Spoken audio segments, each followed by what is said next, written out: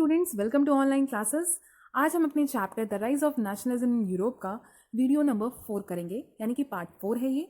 और अगर वीडियो पसंद आए तो लाइक, सब्सक्राइब और शेयर करना मत भूलिएगा। चलिए स्टार्ट करते हैं। लास्ट वीडियो में हमने देखा था कि किस तरीके से यूरोप में चेंजेस आना स्टार्ट हो गए थे। मोनार्की सिस्टम धीरे धीरे जो है वहाँ के हर कंट्रीज से ख़त्म हो रहे थे।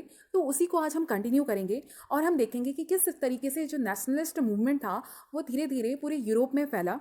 तो हम सबसे पहले बात करेंगे यूनिफिकेशन ऑफ जर्मनी की। जर्मनी में जो है किस तरीके से जर्मनी जो है यूनाइटेड हुआ। तो यहाँ पे जो जर्मनी की पार्टी थी, यानी ऑल जर्मन नेशनल पार्टी, उसे सपोर्ट मिला प्रशिया का। मतलब वहाँ की जो पार्टी थी प्रशिया की, जंकर्स ऑफ प्रशिया, उसने सपोर्ट किया जर्मन नेशन का। उसके जो चीफ मिनिस्टर थे ऑटो वन बिस्मार्क, उन्होंने जर्मनी के मूवमेंट को, जो नेशनलिस्ट मूवमेंट चल रहा था जर्मनी में, उसमें वो उसको लीड कर रहे थे। और जर्मनी का जो है मुकाबला भी हुआ। 3 उसने वॉर किए, किस किस के साथ? ऑस्ट्रेलिया, डेनमार्क और फ्रांस के साथ, जो कि 1864 से लेकर 1870 तक चला था। जिसके बाद जो है जर्मनी ने इस वॉर को जीता और न्यू जर्मन एम्पायर जो है वो फॉर्म किया 1871 में। ठीक है, 1871 में जो है किंग विलियम वन को जो है वहाँ का जो है लीगल और जुडिशियल सिस्टम जो था वो कौन संभाल रहा था? William one. ठीक है, तो ये तो बात जर्मनी की थी कि जर्मनी में किस तरीके से जो है नेशनलिस्ट मूवमेंट चला और वो कंट्री जो है वो यूनिफाइड हो पाई, जो है अपना एक स्टेट उन्होंने क्रिएट किया। अब हम बात करते हैं इटली की, कि आखिर इटली में जो है यूनिफिकेशन कैसे आया, किस तरीके से नेशनलिस्ट मूवमेंट वहाँ पे चला था। तो इटली की अगर हम बात करें तो वहाँ पे 19th सेंचुरी में इटली जो था वो 7 स्टेट्स में डिवाइडेड था, जिसमें से सिर्फ एक ही ऐसी स्टेट था जो जिसपे इटली का जो पार्टी था, मतलब वहाँ पे जो पार्टी थी, वहाँ पे जो गवर्नमेंट थी वो रूल कर रही थी, सरदानिया पेडोमेंट। ठीक है, वो वहाँ पे जो है एक तो डिफरेंट स्टेट्स थे, साथ ही साथ रीजनल लैंग्वेज भी बहुत ज़्यादा डिफरेंट थी। ठीक है, और जो 6 स्टेट बचे उस पर जो है मतलब यूरोपियन कंट्रीज जो थी वो रूल कर रही थी। जैसे नॉर्थ में अगर हम देखें तो ऑस्ट्रियन हैसबर्ग, और सेंटर में पॉप, साउथ में बॉर्बन किंग। ठीक है, ये सारे जो है वो रूल कर रहे थे। तो बहुत मुश्किल था इटली में जो है उसे यूनिफाइड कर पाना। तो ऐसे में वहाँ के जो फिलोसफर्स थे उन्होंने जो है आगे आकर जो है इस रेवोल्यूशन को सपोर्ट किया। जैसे यूएसपी मैज़ेनी, जो एक मतलब हम कह सकते हैं एक लीडर थे, ठीक है, रेवोल्यूशनरी थे।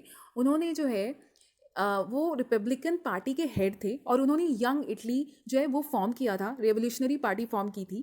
ठीक है, और वो चाहते थे कि एजुकेशन के थ्रू जो है हम लोगों को अवेयर करें और यूनिफाइड कर पाएँ अपनी कंट्री को।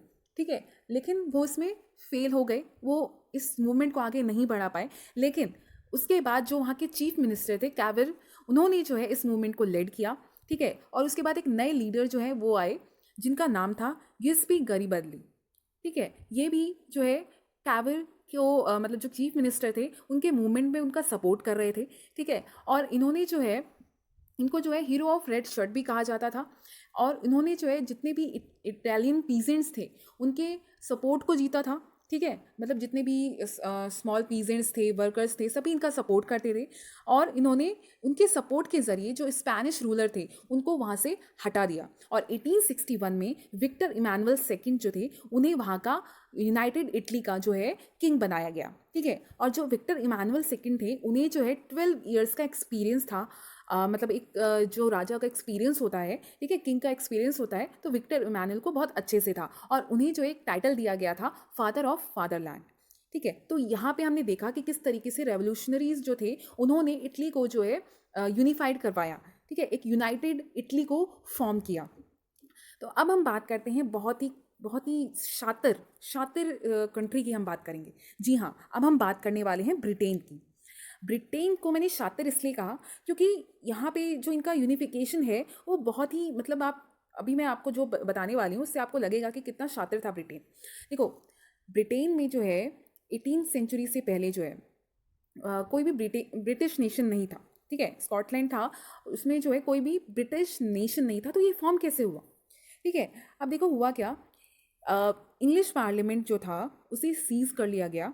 ठीक है, 1688 में जो वहाँ पे मोनार्की सिस्टम था उसको सीज कर लिया गया। ठीक है, हटा दिया गया और इंग्लैंड को जो है नेशन स्टेट बना दिया गया। ठीक है, और उन्होंने जो है स्कॉटलैंड के साथ जो है एक एक्ट ऑफ यूनियन साइन किया। कब? 1707 में। और उसको नाम क्या दिया गया? United kingdom of great Britain. ठीक है, मतलब स्कॉटलैंड का उसमें कहीं नाम नहीं था, इंग्लैंड ने जो है उसको अपना नाम दिया United kingdom of great Britain. अब क्या हुआ? अब इसमें हुआ क्या, जो आयरलैंड था, आयरलैंड में जो है कुछ आपस में ही लोगों के बीच में जो है जैसे कैथोलिक थे और प्रोटेस्टेंट थे, दो लोग वहाँ पे रहते थे। ठीक है, तो इंग्लैंड वालों ने क्या किया, इंग्लैंड वालों ने क्या किया कि जो प्रोटेस्टेंट थे उन्होंने कहा कि आप हमारे साथ मिल जाओ, हम जो है आपको जो है यहाँ का मतलब लीडर बना देंगे आयरलैंड का, और कैथोलिक को जो है यहाँ से निकाल दो। तो प्रोटेस्टेंट जो थे वो इनके बहकावे में आ गए और इंग्लैंड के साथ वो मिल गए। और हुआ क्या, 1801 में आयरलैंड जो था वो फोर्सफुली जो है किससे मिल गया? यूके से। ठीक है, मतलब 3 स्टेट बन गए, इंग्लैंड, स्कॉटलैंड, आयरलैंड, और इन तीनों को मिला के क्या बना? New Britain. ठीक है, मतलब सब कुछ जो है वो इंग्लैंड के मुताबिक होगा, उनका फ्लैग होगा, उनका एंथम होगा। ठीक है, तो ये जो है यूनिफिकेशन जो था वो ब्रिटेन का था कि किस तरीके से ब्रिटेन फॉर्म हुआ। ब्रिटेन पहले था ही नहीं, ब्रिटिश नेशन था ही नहीं, लेकिन वो फॉर्म हुआ इंग्लैंड, स्कॉटलैंड और आयरलैंड को मिलाकर। ठीक है, तो ये था यूनिफिकेशन ऑफ ब्रिटेन। आपकी बुक में इतना ही इस ब्रिटेन के बारे में एक्सप्लेन किया गया है, तो इसीलिए यहाँ पे इतना ही बताया गया है कि ब्रिटेन ने किस तरीके से आयरलैंड, स्कॉटलैंड को जो है अपने अंडर किया। मतलब इंग्लैंड मेनली जो था इंग्लैंड ही था, और इंग्लैंड ने ही अपने अंदर ब्रिटेन स्कॉटलैंड और आयरलैंड को जो है अपने में शामिल कर लिया फोर्सफुली। ठीक है, और एक नया ब्रिटेन जो है वो कंट्री फॉर्म कर दिया। ठीक है, जहाँ पे फ्लैग भी जो है उनका ही था, एंथम भी उनका था, लैंग्वेज भी उनकी की थी। ठीक है, तो ये हमने देखा कि किस तरीके से यूनिफिकेशन हुआ यूरोप में, बहुत सारी कंट्रीज़ जो है, इसमें मेन हमने 3 कंट्रीज़ की बात की। ठीक है, आपकी बुक में 3 कंट्रीज़ के बारे में बताया हुआ है। तो आज हम इस वीडियो में इतना ही रीड करने वाले हैं।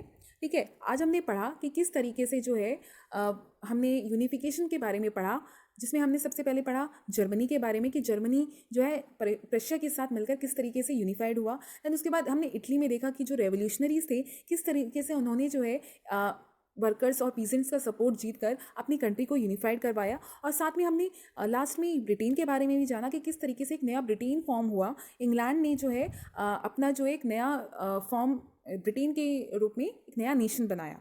ठीक है, तो आज हम इतनी ही बात करने वाले हैं। नेक्स्ट वीडियो में हम जो है और भी आगे जो लास्ट हमारा टॉपिक है उसको क्लियर करेंगे। ठीक है, तो अगर ये वीडियो आपको पसंद आई हो तो आप इसे लाइक, सब्सक्राइब और शेयर करिएगा, और अगर आपको कोई भी डाउट हो तो आप कमेंट सेक्शन में पूछ सकते हैं। और इससे पहली वाली वीडियोस को देखने के लिए आप नीचे डिस्क्रिप्शन बॉक्स में जो लिंक दिए हुए हैं उस पर जाके देख सकते हैं। तो ऐसे ही वीडियोस को देखते रहिए और हिस्ट्री को पढ़ते रहिए। Thank you.